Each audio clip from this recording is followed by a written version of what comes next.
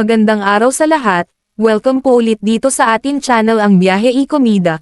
Maraming salamat sa lahat ng nag-subscribe indeed. Punta tayo sa ating topic, January 14, 2026. Napaiyak si Janice de Belen habang nagsisimula ang pagpaplano ng kasal ng kanyang anak na si Moira Estrada.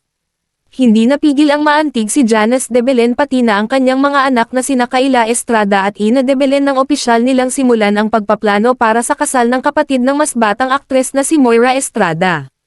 Nagbigay si Janice ng sulyap sa kanilang pagpupulong sa isang restaurant sa pamamagitan ng kanyang Facebook page noong Lunes, January 12, na ipinapakita sina Kayla at Ina na pinupunasan ang kanilang mga luha habang nakikinig sa isang bagay sa telepono na iniabot sa kanila ni Moira.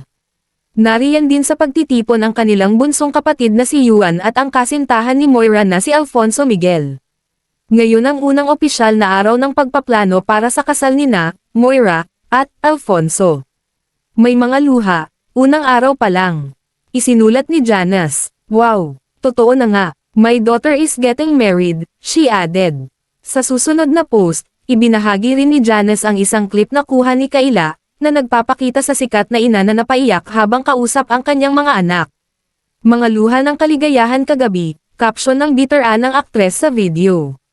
Si Moira, ang pangalawa sa apat na anak ni Janice sa kanyang dating asawa na si John Estrada, ay nakipag-engage sa kanyang kasintahan noong January 2025. Ang mga detalye tungkol sa kanilang nalalapit na kasal ay hindi pa agad nalalaman ng publiko.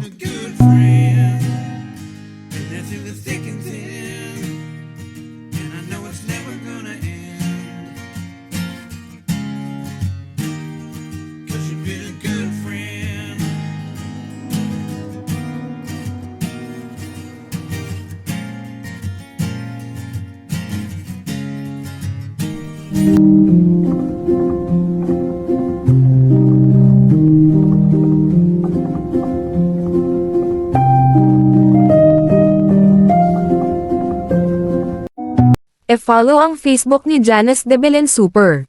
E-click ang mga link sa description box. At yan ang ating latest showbiz chika update for today. Huwag kalimutan mag-subscribe, i-click ang notification bell for more showbiz chika updates at suportahan po ang ating Facebook page. Maraming salamat sa lahat ng nag-subscribe indeed. Magandang buhay sa lahat. Adios.